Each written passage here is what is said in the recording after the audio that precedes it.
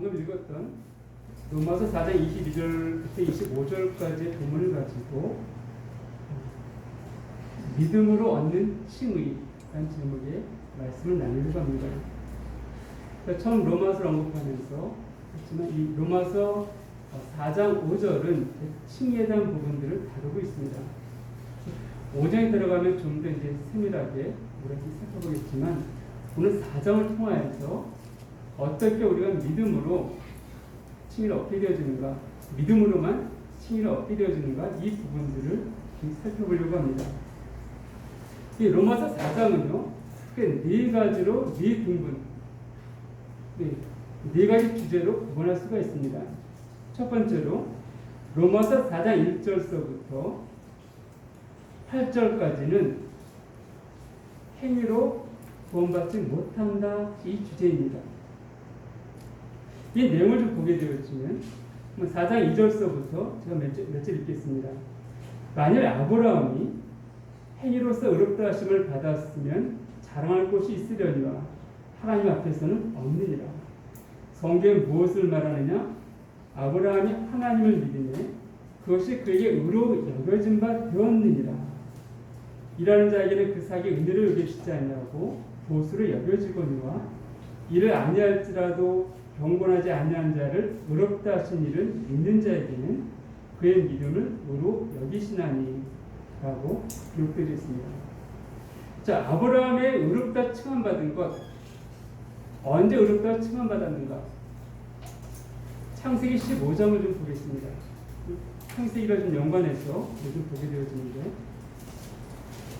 창세기 15장 1절 이하를 보게 되어지면 아브라함이 환상 중에 라고 말씀하고 있는데 아마 잠을 자지 않았을 때 생각되어집니다. 왜냐하면 그 뒤에 내용을 보게 되었지만 밤이 아니고는 내용을 이해할 수 없기 때문에 그렇습니다. 그 환상 중에 하나님께서 아브라함을 임하셨습니다. 그 아브라함이 말합니다. 하나님, 제가 갈대아 우리에 있을 때 말씀하지 않으셨습니까? 내가 네게 지시한 땅에 가게 되어지면 너로 많은 민족의 조상이 되게 하고 그 넓은 만민이 너로 인하여서 복을 받게 할 것이다. 약속하지 않으셨습니까? 그리고 이 내용은 창세기 12장에 있죠. 10장 1절 이하에 보게 되어지면 여호와께서 아브라함에게 이르시되 너는 너의 고향과 친척과 아버지의 집을 떠나 내가 네게 보여줄 땅으로 가라. 내가 너로 큰 민족을 이루고 네게 복을 주어 네 이름을 참되게 하리니 너는 복이 될지라. 이렇게 말씀하셨습니다. 약속하신 것이죠. 그래서 아브라함은 이 약속을 믿고 따라 나왔습니다. 학자들 가운데 이때 아브라함의 나이가 76, 7 정도 되지 않았을까라고 말씀하기도 합니다. 어쨌든 그가 자기 안락한 삶들을 포기하고 그 먼 곳으로 나왔다는 것이에요. 근데 10여 년이 지났지만 사실 아브라함에게 주어진 것이 없습니다. 자식 한 명이 없어요. 그럴 때 하나님의 아브라함에 나타나시니까 아브라함이 바로 붙잡고 물어보는 것입니다. 아니, 내게 무엇을 주시라십니까? 당신께서 많은 민족의 우두머리 되게 하시겠다 했는데 나는 자식도 한 명 없습니다. 아직까지 아이도 한 명 없습니다. 근데 그 약속을 언제 이루어주시겠습니까?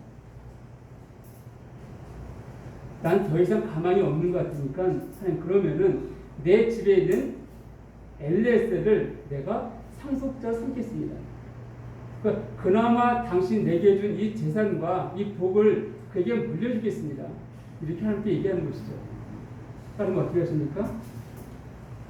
4절을 보게 되었으면 여호와의 말씀이 그에게 임하여 이르시되 그 사람이 네 상속자가 아니라 네 몸에서 날 자가 네 상속자가 되리라 하시고 그를 이끌고 밖으로 나가 이르시되 하늘을 우러러 뭇배를 셀 수 있나 보라. 또 그에게 이르시되 네 자손이 이와 같으리라. 전에도 한번 말씀드렸지만 서울에서 하늘을 보아봤자 별이 보이지 않습니다. 가까 하늘을 보지만은 거의 별이 보이질 않습니다. 그리고 조금 어두운 데 가면은 별이 조금 보이긴 해요.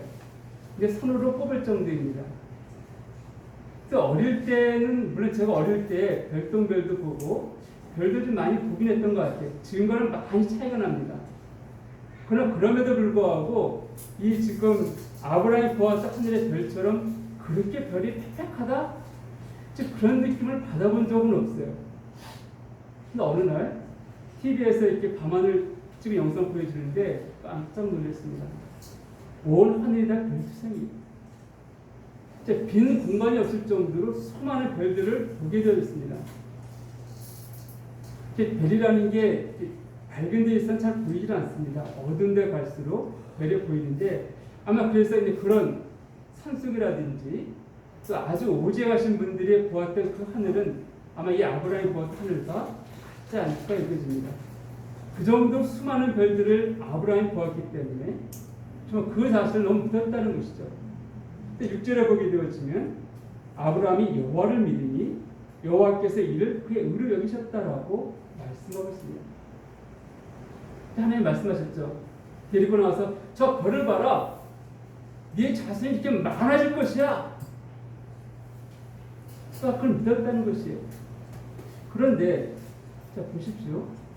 아브라함이 하나님 말씀을 믿었을 때 이것을 그의 의로 여기셨다 이렇게 말씀하고 있습니다. 우리가 아이를 낳으려면은 자식이 생기려면은 같이 잠을 자야 됩니다. 잠자리를 같이 해야 돼요. 근데 아브라함과 사라가 잠자리에 드는 것을 보시고 그래 의롭다 이렇게 말씀하신 게 아니에요. 아브라함이 그 아이를 갖기 위해서 어떤 액션을 취한 게 없습니다. 아직 사라 옆에 가지도 않았어요. 이런 상황 가운데에서 하나님 하신 그 말씀을 참 믿을 때 하나님 아브라함을 의롭다라고 말씀하신 것입니다.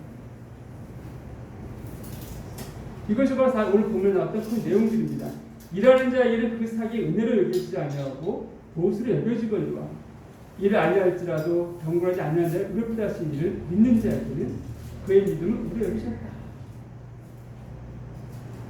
만약에 아브라함이 어떤 액션을 취해서 의롭다를 받았다면 그래 네가 내 말을 순종했으니까 이렇게 말할 수 있을 것입니다.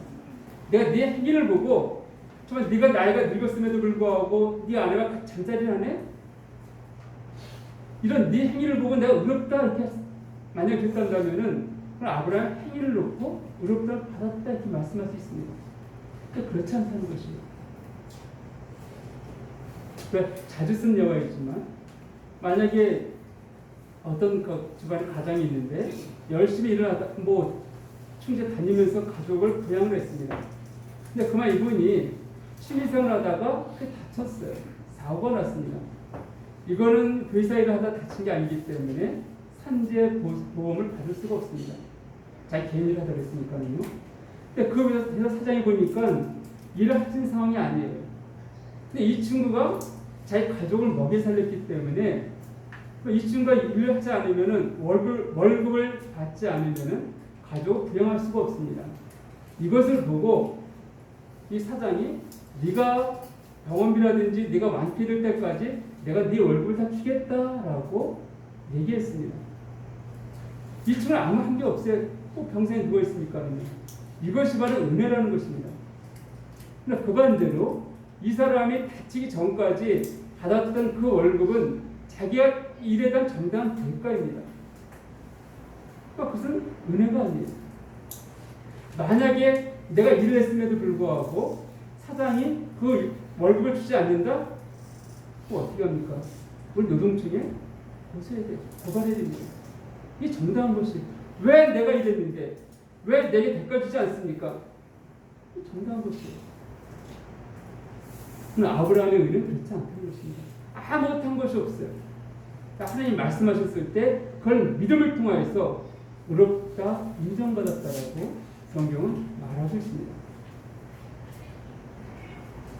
두 번째 부분들은 9절 이하에 있습니다. 그런즉 이 복이 할례자에게냐 혹은 무엇 할례자에게 두냐 무릇 우리가 말하기를 아브라함에게는 그 믿음이 의로 여겨졌다 하노라.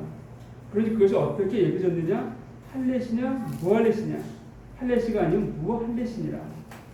그가 할례표를 받은 것은 무할례시의 믿음으로 된 의를 인친 것이니 이는 무할례자로서 믿는 모든 자의 조상이요 그들도 의로 여기심을 얻게 하려 하십니다. 또 할례자의 조상이 되었나니 곧 할례 받을 자에게뿐 아니라 우리 조상 아브라함이 무할례 시에 가졌던 믿음의 자취를 따르는 자들에게도 그러한다. 자, 두 번째로는 아브라함이 의롭게 되어진 것은 할례를 받았기 때문이 아닙니까? 할례를 받았으니까 그 의롭다라고 인정받는 거 아닙니까? 라는 자들에 대해서 사도 바울은 말하고 있습니다. 그럼 아브라함이 언제 할례를 받았는가? 창세기 다시 보겠습니다. 우리 창세기 15장에서 아브라함이 하나님 믿음의 의롭다함을 받았다라고 성경 살펴보았습니다. 그리고 16장을 지나 17장에 가게 되었으면 아브라함이 99세 때 여호와께서 아브라함에게 나타나서 그에게 이르시되 나는 전능한 하나님이라 너는 내 앞에서 행하여 완전하라 이렇게 말씀하십니다. 언제요? 99세 때 나타났습니다. 그리고 17장 9절을 보게 되었으면 또 하나님이 또 아브라함에게 이르시되 그런즉 너는 내 언약을 지키고 네 후손도 대대로 지키라. 너희 중 남자는 다 할례를 받으라. 이것이 나와 너희와 너희 후손 사이에 지킬 내 언약이니라. 너희는 포피를 내어라. 이것이 나와 너희 사이에 언약의 표징이니라. 너희 대대로 모든 남자는 집에서 난 자나 또 너희 자손이 아니라 이방 사람에게서 돈으로 산 자를 막론하고 난지 8일 만에 할례를 받으라고 말하고 있습니다. 언제 이 언약이 주어졌습니까? 아브라함이 99세 때. 그 믿음을 의롭게 하심을 얻은 것은 언제입니까? 정확히 언제인지 알지 못합니다. 그런데 자 16장을 좀 보게 되어지면 16장 16절을 보게 되어지면 하갈이 아브라함에게 이스마엘을 낳았을 때 아브라함이 86세였다 이렇게 되어 있습니다. 무슨 말입니까? 15장에서 하나님이 아브라함을 만났습니다. 근데 하나님께서 하나님에게 죄송합니다. 15장 엘리에셀을 내 상속자를 세우겠습니다 했을 때 아니다. 네 몸에서 난 자가 네 후손이 될 것이다 이렇게 말씀하셨어요. 그럼 아직까지 이때는 이스마엘이 태어나기 전이었습니다. 16장 1절을 보게 되어지면 아브라함이 하는 사례는 출산하지 못하였고 그에게 한 여종이 있으니 애굽 사람의 이름은 하갈이다. 그 사례가 하갈을 아브라함에게 줬습니다. 두 번째 아내로 추천한 것이에요. 그래서 어쨌든 이 아브라함이 사라가 아니라 하갈 중 낳은 자는 자기의 씨를 갖고 태어난 자입니다. 자기 몸에서 난 자는 할 수 있는 것이에요. 그런데 그리고 나서 86세였다 그 하갈을 이스마엘 낳았을 때가 그리고 99세 때 하나님은 할례를 명하셨습니다. 그럼 최소한으로 하나님께서 아브라함을 만나시고 그 의로 하늘의 별을 보이시면서 네 후손이 이와 같을 것이다 했을 때는 아브라함이 83세 이전, 죄송합니다. 73세 이전이라는 것이죠. 지금 이스마엘 86세였으니까 86세 이전이라는 것입니다. 그리고 1년의 잉태기간이 있으면 85세 이전. 그래서 정말 이때 그 학자들이 말씀하신 걸 들어보게 되었지만 아마 이때 아브라함이 창세기 15장에서 하나님 언약을 받았을 때가 77세 정도로 출현하신 것을 본 적이 있습니다. 언약을 받자마자 바로 이제 하갈과 관계하지는 않았겠죠. 그렇기 때문에 그 시간들과 다른 연도를 비교했을 때 그 정도로 보신 분들도 있습니다. 어쨌든 간에 최소한으로 아브라함이 85세 이전에 의롭다함이 인정받았습니다. 그리고 99세 때 할례를 행하라고 언약이 주어졌습니다. 그럼 이 언약, 다시 말하면 아브라함이 할례를 받았기 때문에 의롭다함을 인정받은 거 아닙니까? 이것은 잘못됐다는 것이죠. 아브라함이 이미 그 전에 의롭다함을 받았고 그 의롭다함의 증거로서 할례를 받았다라고 성경은 말하고 있습니다. 그 신약 시대의 이 할례는요, 육신에 가지 아니하고 마음에 행한다라고 빌립보 3장 3절에 언급된 것을 보게 되어집니다. 우리 육신의 이해 할례를 받아서 우리가 의롭다 인정받지 않습니다. 의롭다 인정받았기 때문에 성경이 내주하시고 그 내주하심이 우리에게 할례라고 성경은 말하고 있는 것입니다. 다음 세 번째는 14절 이하에 보게 되어지면 13절 이하에 보게 되어지면 아브라함이나 그 후손에게 세상의 상속자가 되려고 하신 언약은 율법으로 말미암은 것이 아니요 오직 믿음의 의로 말미암은 것입니다. 만약 율법에 속한 자들의 상속자이면 믿음은 헛것이 되고 약속은 파괴되었느니라. 율법은 진노를 이루게 하나니 율법이 없는 곳에는 범법도 없느니라. 그러므로 상속자가 되는 그것이 은혜에 속하기 위하여 믿음으로 되나니 이는 그 약속을 그 모든 후손에게 붙게 하려 하심이라. 율법에 속한 자이뿐만 아니라 아브라함이 믿음에 속한 자에게도 그러하니 아브라함은 우리 모든 사람의 조상이다. 그러니까 세 번째는요, 율법을 통해서 의롭다를 받은 거 아닙니까? 라는 질문에 대해서 사도 바울은 말하고 있습니다. 그 율법이라는 그 언약은 13절 보게 되었지만 아브라함이나 그 후손에게 세상 상속자가 되리라고 하신 언약은 율법으로 말미암은 것이 아니요 오직 믿음의 의로 말미암은 것이고, 만약 율법을 통하여서 그 의로움이 주어졌다라면은 믿음을 할 것이고 참 약속도 파괴되었다 이렇게 말하고 있습니다. 우리가 알고 있듯이 이 율법은 이스라엘 백성들이 애굽에 들어가고 나서 430년의 기간이 지나고 난 다음에 출애굽하게 되어집니다. 그리고 주어진 것이에요. 근데 아브라함은 창세기 15장에서 이미 의롭다함을 받았다라고 성경은 말하고 있습니다. 그러니까 율법과 상관이 없다라는 것이에요. 그럼에도 율법을 통하여서 의롭다함을 받은다 한다면은 율법이 무엇인지를 말하고 있는 것입니다. 율법은 어떻게 한다고요? 진노를 이루게 하나니 율법이 없는 곳엔 범법도 없다. 율법이 불의한 것은 아닙니다. 근데 율법을 지키려고 하면 할수록 우리 어떻게 되어집니까? 내 죄악들만 더 드러날 뿐이고 우리는 율법의 그 진노 가운데 머물 수밖에 없다는 것이에요. 저는 이런 예언을 한번 들은 적이 있었는데, 지금은 이렇게 집에 창문들이 크기 때문에 별로 그런 것을 볼 기회가 없는 것 같아요. 근데 제가 어릴 때만 하더라도 집에 창문들이 작았습니다. 그래서 어느 날 보게 되어지면 이 창문을 빛이 쫙 들어오는데 얇게 퍼지는 게 아니라 좁게 퍼져요. 그 빛에 뭐가 떠다니니까 어두운 곳은 보이지 않던 먼지들이 쫙 드러나는 것을 보게 되어집니다. 지금 아주 어두운 데서 강력하게 서치라이트를 비치게 되어지면 아마 느끼실 거예요. 그러니까 우리가 여기에도 지금 그냥 깨끗해 보여요. 공기청정기도 틀어놓고 창문 열릴까 하니까 먼지가 전혀 눈에 보이지 않습니다. 그런데 그걸 깜깜하게 해놓고서 아까 말씀드린 대로 한줄의 빛을 쫙 비치게 되어지면 우리가 보지 못했던 수많은 먼지들을 보게 될 것입니다. 율법은 그렇습니다. 율법은 하나님의 의를 나타내고 있습니다. 우리가 그 의에 나가면 나갈수록 우리는 무엇을 보게 되어집니까? 내 죄악들, 내 죄성을 보게 되어지는 거예요. 하나님의 거룩함 앞에 나가면 나갈수록, 가까이 가면 갈수록 우리의 죄악들을 구별할 수밖에 없습니다. 내 안에 얼마나 많은 불의가 있고 죄악이 있는지를 우리 인정할 수밖에 없다는 것입니다. 그래서 율법은 바로 그것을 합니다. 율법이 없더란다면은 그 빛이 비치지 않았더란다면은 그 어두운 가운데 있으니까 먼지가 없는 것 같아요. 또 우리 신경 안 씁니다. 근데 그 빛이 한번 쫙 비치게 되어지면은 저 먼지를 내가 지금 들이마시고 있어? 창문을 열고 환기시킨다 뭐한다 막 그렇게 되어집니다. 그게 제가 어릴 때 아침에 이불 열 때 보면은 그걸 느낄 수 있습니다. 창가락에 햇빛 쫙 들어오는데 이불을 딱 열 때 보면은 그렇게 먼지가 많이 날려요. 아주 뭐 끔찍할 정도로 먼지가 날리는 것을 보게 되어집니다.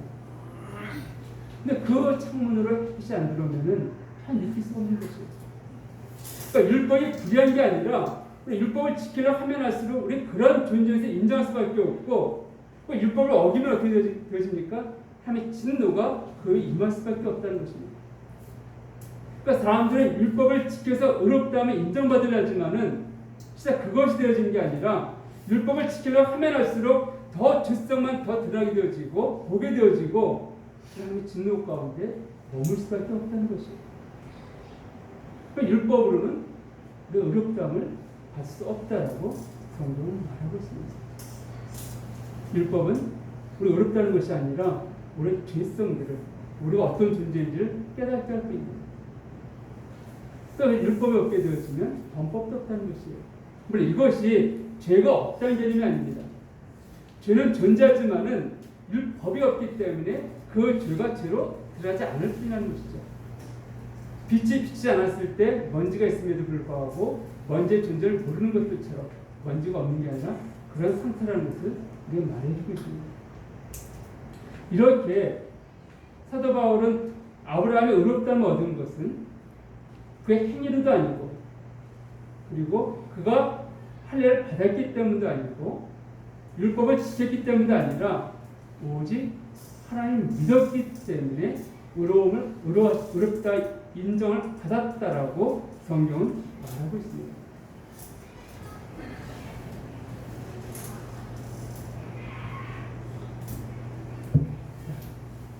그때 이제 아브라함은 우리의 믿음의 조상이 되었다고 말하고 있는데 여기에서 아브라함은 구약시대의 사람입니다.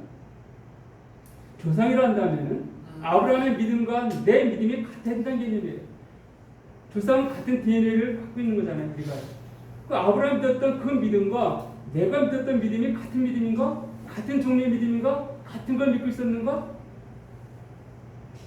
창세기 15장을 보게 되어지면 아브라함이 뭘 믿었다 되어 있습니까? 하나님께서 그 모래, 하늘의 그 별들을 보면서 네 후손이 이와 같을 것이다 라고 했을 때 믿었다라고 말하고 있습니다. 그 믿음을 보고 의롭다고 했다는 거예요. 근데 너무 쉬운 거 아닌가요, 그것은? 한번 생각해 보십시오. 우리 앞에 주의자명이 안 되어 있는데, 현재 가난하다는 생각합시다. 주의자명이. 가난한 사람한테 누가 와서 내가 너한테 내일 10억을 줄 거야. 믿을래? 그럼 믿죠. 왜요? 손해볼 거 없잖아요. 아니, 손해볼 거 없는데 그거 믿겠습니다. 이러잖아요. 얼마나 좋아요, 그것이. 이 아브라함한테 저 모래와 같은 만물 네 후손이 될 것이다. 만약 네 아들, 딸이 될 것이다 그러면 아마 아브라함이 이랬을 것 같아요. 왜냐하면 그래서 아이 한 명만 키우는 것도 어려운데 그렇게 많은 아이를 나보고 키우라고요? 이걸 복이 아니라 저주 아닙니까? 이럴지 모르겠어요. 근데 네 후손들 너무 쉬운 것 같습니다. 그런데요, 그럼 아브라함이 과연 그것 때문에 의롭다함을 받은 것인가? 갈라디아서 좀 보겠습니다. 그럼 만약 그렇다고 한다면은 아브라함이 믿었던 것과 우리가 믿는 믿음은 근본의 차이가 있지 않습니까? 라고 우리는 반론을 지켰다는 거예요. 근데 갈라디아서를 3장을 보게 되었으면 3장 6절을 먼저 보겠습니다. 3장 6절을 보게 되었으면 아브라함이 하나님을 믿음에 그것을 그에게 의로 정하셨던 것 같으니라. 이건 우리가 이미 살펴보았던 부분들입니다. 그렇죠? 그 7절에 보게 되어지면 그런즉 믿음으로 말미암은 자들은 아브라함의 자손인 줄 알지어다. 이것도 우리가 믿음으로 우리 아브라함 자손이라고 말했지만 거기에 캡션 마크가 있었습니다. 근데 아브라함은 하늘의 별을 보고 후손이 이와 같을 거라 해서 믿었는데 우리는 그렇지 않지 않습니까? 우리가 네 믿음의 자손들이 이렇게 많을 것이다. 우리 이걸 믿는 것이 아니에요. 그럼 뭘 믿고 있습니까? 예수 그리스도 믿고 있다는 것이에요. 또 오늘 읽었던 내용이 그것이잖아요. 암송했던 구절도 그것이죠. 예수께서는 우리의 범죄에 되어주게 되고 또 우리를 의롭다 하시기 위해 살아나셨다. 우리 이걸 믿지 않습니까? 예수 믿는다는 거예요. 그래요? 3장 15절부터 보겠습니다. 갈라디아 3장 15절과 16절을 보게 되었으면 형제들아 내가 사람이 예대로 말하노니 사람이 언약이라도 정을 피우면 아무도 폐하거나 더하거나 하지 못하느니라. 이 약속들은 아브라함과 그 자손에게 말씀하신 것인데 여럿을 가리켜 그 자손들이 하지 아니하시고 오직 한 사람을 가리켜 네 자손이라 하셨으니 내가 이것을 말하노니 하나님께서 미리 정하신 언약을 430년 후에 생긴 율법이 폐기하지 못하고 그 약속을 헛되게 하지 못하리라. 자, 여기 보게 되어지면 이 약속도 아브라함과 그 자손에게 말씀하신 것인데 여럿을 가리켜 자신하지 아니하고 오직 한 사람을 가리켜 네 자손이라 하리라 말씀하고 있습니다. 아브라함이 믿었던 그 믿음은 많은 사람들 네 후손이 되겠다 이것을 믿은 것이 아니라 네 후손 가운데 한 사람, 바로 그 한 사람 통하여서 많은 사람들이 후손이 될 것이다, 믿음의 자녀가 될 것이다, 이걸 믿었다는 것이에요. 그 한 사람이 누구입니까? 바로 예수 그리스도라는 것이에요. 그 아브라함이 믿은 바로 그 메시아 예수 오실 예수 그리스도를 믿었다라고 성경은 말하고 있는 것입니다. 이것을요 예수님이 친히 말씀하셨습니다. 요한복음 8장을 보겠습니다.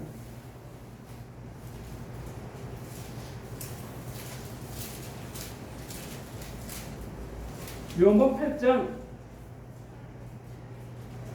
56절을 보게 되었으면 개성이 160페이지입니다. 신약성경 8장 56절을 보게 되었으면 너희 조상 아브라함은 나이 때 볼 것을 즐거워하다가 보고 기뻐함이니라 되어 있습니다. 자, 아브라함이 뭘 기뻐했다고요? 나이 때, 예수님의 때, 예수님 오시는 것을 보고 그것을 볼 것을 즐거워하다가 보고 기뻐했다는 것이에요. 그 오래전 살았던 그 아브라함이 무엇을 보았다고요? 예수님의 때, 예수 메시아가 오는 것을 볼 것 사모했었고 그 오심을 확신하고 기뻐했다라고 성경은 말하고 있는 것입니다. 그 아브라함이 믿은 것은 많은 조상들이 네 후손이 될 것이다 이것을 믿은 것이 아니라 이 메시아가 오실 것, 이 메시아의 약속을 보고 믿었다는 것이에요. 하나님 이것을 그의 의를 주셨다라고 성경은 말하고 있는 것입니다. 두 번째로는 로마 4장을 좀 다시 보겠습니다. 4장 7절 6절서부터 보게 되었으면 일하는 것이 없이 하나님께 의로 여기심을 받는 사람의 복에 대하여 다시 말한 바 불법의 사함을 받고 죄가 가려짐을 받는 사람들은 복이 있고 주께서 그 죄를 인정하지 아니하실 사람은 복이 있듯 한것 같으니라. 이것은 다윗이 시편 31편에서 고백했던 것들을 인용한 내용입니다. 시편 32편 1절과 2절을 보게 되었으면 허물의 사함을 받고 자신의 죄가 가려진 자는 복이 있도다. 마음에 간사함이 없고 여호와께 정죄를 당하지 아니한 자는 복이 있도다 이렇게 기록되어 있습니다. 이 시편 32편은 우리가 알고 있듯이 다윗이 우리아에서 밧세바를 취했습니다. 그리고 임신하게 되어지니까 어떻게 합니까? 우리아를 통해서 같이 잠자를 갖게 하려 없었는데 너무 충직해 우리아가. 그러니까 이 다윗이 가만히 있으면 자기의 범죄가 드러날 것 같아서 우리아를 죽입니다. 그 요압 장군에게 밀서를 보내갖고 전쟁에 죽은 것처럼 꿈이라고 해서 이렇게 지시를 내립니다. 근데 우리아가 실제로 전쟁에서 죽어요. 그러고 나니까 이 다윗이 밧세바를 자기 아내로 삼았습니다. 또 언제나 말씀드렸지만 많은 사람들이 다윗의 행위를 보고 야 우리 왕은 좀 성분이다. 그 장군이 전쟁터에서 죽으니까는 여자 혼자 살기 어려운 그 시대 가운데 그 아내를 거둬들였다. 더구나 아이까지 가진 그 여인을 아내로 맞아들였다. 우리 임금 참 너무 성분한 사람 좋았을 것 같아요. 그 다윗은 이런 것들을 와서 1년 동안 잘 지내고 있다가 나단 선지자가 와서 책망하는 거예요. 그 죄를 들추어내요. 그랬을 때 그가 회개하면서 썼던 시 중에 하나가 이 32편이라고 말합니다. 근데 무엇을 말합니까? 불법이 사함을 받고 죄가 가려짐을 받는 사람들은 복이 있고 주께서 그 죄를 인정하지 아니하시다는 복이 있다. 왜 사하심을 받는다? 이 사함을 받는 사함의 이 단어를 보게 되었지만 그 아포히엠이라는 단어 써야 되는데 기본형은 아피엠입니다. 근데 이 아피엠이가 그 아포라는 단어와 히엠이라는 단어가 연합된 단어예요. 그래서 아피엠이 되어졌는데 이 아포라는 단어 전치사인데 이것은 분리라는 뜻을 갖고 있습니다. 그리고 희임이라는 단어는 죄, 본이 처리하다, 보내다 이런 뜻을 갖고 있습니다. 그러니까 이 RPM이 이 단어, 이 사하심을 받았다 이 의미를 보게 되어지면 죄가 그냥 보내졌다, 없어졌다 이런 의미입니다. 그리고 불법의 상을 받고 죄가 가려짐을 받는다. 가려짐의 이 단어는 에페칼리스라는 단어가 있는데 기본 단어가 에피칼리스입니다. 이것은 숨기다, 덮다라는 의미가 있습니다. 그래서 이 의미, 이 에페칼리스의 이 의미는 덮어 씌운다 이 의미가 있습니다.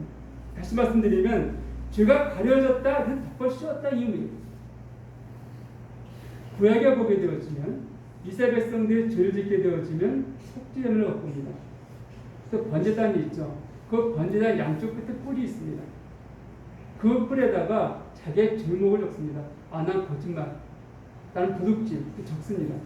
그리고 자기 짐승을 잡았던 그 짐승을 죽이고서는요 피를 갖다가 그 뿔에 발랐다고 합니다. 그럼 뿔에 새겨졌던 작은 흠집들이 피 때문에 이제 덮여지는 것이죠. 가려졌다 이게 그래요. 그 또한 대속죄일날은 1년에 한 번입니다. 대제사장이 성소를 지나 지성소 안에 들어가는 날입니다. 그 지성소 안에 들어갈 때에는 자기의 죄를 위해서는 소의 피를 갖고 들어가고, 그리고 백성들의 죄를 위해서는 염소의 피를 갖고 들어갑니다. 그리고 그 지성소 안에 들어가면 언약궤가 있습니다. 그 언약궤는 뭐인지 아시죠? 이스라엘 백성들이 하나님께 범죄했던 그걸 나타내는 세 가지가 있습니다. 십계명, 깨어진 돌판, 깨어진 십계명판이 있고, 아들의 쌍난 지팡이가 있고, 만나가 있습니다. 언약궤는 담겨져 있는데, 이 대제사장이 1년에 한 번 들어가서는 그 사면 뿔에다가 피를 뿌립니다. 그리고 속죄소 위에 거기다 피를 뿌립니다. 그래서 그 죄를 가렸다는 것이죠. 하나님께서 그 피를 보시고 이스라엘 백성의 죄를 용서하셨다고 성경은 말하고 있습니다. 자, 이렇게 이게 죄가 불법의 사함을 받고 죄가 가려짐을 받는 사람들은 복이 있다. 다윗이 지었던 그 죄, 다윗이 보기에 그 얼마나 악한 죄입니까? 우리가 생각하기에도 어떻게 그렇게 악할 수가 있을까? 사람을 죽이는 것도 좀 악한데 자기의 그 지위를 이용해서 자기 신하한테 교묘하게 자기의 범죄를 가리우고자 살인 교사시켰습니다. 살인한 사람보다도요, 살인 교사한 사람 죄가 더 큽니다. 현대 법도 그래요. 그 악한 죄. 근데 다윗은 그 죄에 대해서 말하고 있는 것이에요. 불법이 사망받았다, 없어졌다는 것이에요. 요새는 생활기록부 같은 데 보게 되어지면 어떤 불법이 있으면 이렇게 쭉 남기 때문에 그런 남기지 않은 빛에 애를 쓴다고 합니다. 예. 우리 성과 전까지도 마찬가지죠. 그래서 우리가 그런 것을 없애고자 애쓰는데 그 죄가 완전히 없어졌다는 거예요. 근데 우리가 여기서 오해하지 말아야 될 것은 하나님 보시기에 그 죄가 없어지고 용서되어진 것이지 사람들 보기에 그 죄가 없어지고 용서된 것은 아닙니다. 착각해서는 안 돼요. 우리 하나님의 심판 앞에 섰을 때 너는 의인이라고 하는 하나님이시지, 이 땅을 살아가면서 내가 도둑질하고 거짓말하고 이랬음에도 불구하고 사람들한테서 하나님이 나를 의롭다 했으니까 뭐 네가 나한테 뭐랄 거 없어, 난 의로운 자야, 이건 아닙니다. 사람들과는 또 다른 부분이에요. 하나님께서는 이 다윗이 고백한 것처럼 그 죄에 대해서 없다. 그 죄가 이미 가려졌다. 그러니까 내 눈에 보이지가 않아. 그래서 8절에 보게 되어지면 그 죄를 인정하지 않냐는 쓰실 사람은 복이 있다. 인정하다 이 단어는요, 루기세타이라는 단어인데 이것은 루기주마인 단어에서 언급되었습니다. 그 의미는 무엇인가 하면 계산하다 이런 의미가 있습니다. 계산하다. 그러니까 하나님께서 우리가 심판대에 섰을 때 우리 계산한다, 죄에 대해서 같이 치려고 할 때 난 죄인이고 난 이런 죄도 지고 우리 그런 모습으로 나가게 되었지만 하나님께서는 이미 내 값은 치러졌어, 계산되어졌어. 어떻게 해요? 예수의 피값으로 이미 치렀다는, 계산됐다는 것이에요. 그러니까 네가 더 이상 계산할 게 없어. 네 죄는 더 이상 인정할 게 없어. 내가 너에게 더 이상 받아낼 게 없다라고 말하는 거예요. 가끔 그럴 때 있죠. 식당에서 밥을 먹을 때도 있는데 우리가 둘이 갔습니다. 한 명이 다 계산했어요. 한 명은 내가 내 것을 내야 되겠지? 라고 했을 때 주인이 아니요, 이분이 계산하셨습니다. 또 끝났잖아. 굳이 내가 더 내려고 애쓸 필요가 없어요.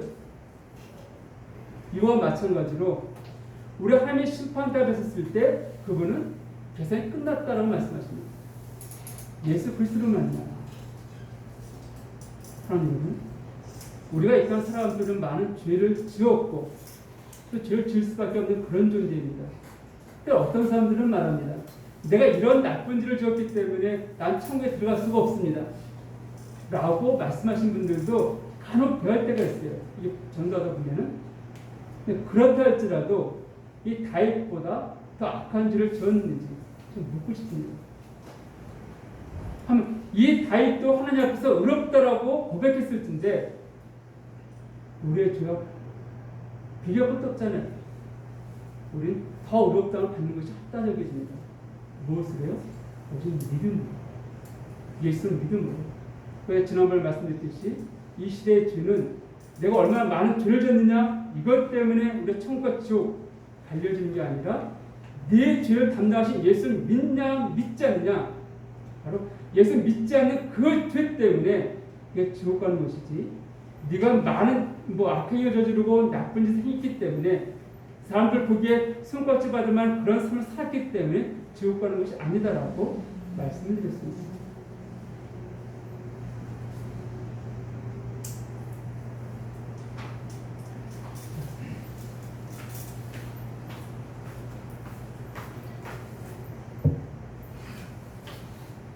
제 말씀을 정리하겠습니다.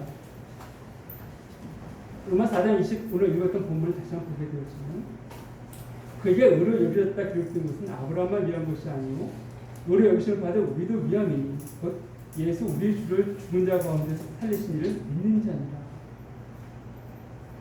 아브라함 의롭다 칭함받은 것, 다윗이 의롭다 칭함받은 것 동일한 믿음이었다라고 성경은 말하고 있습니다.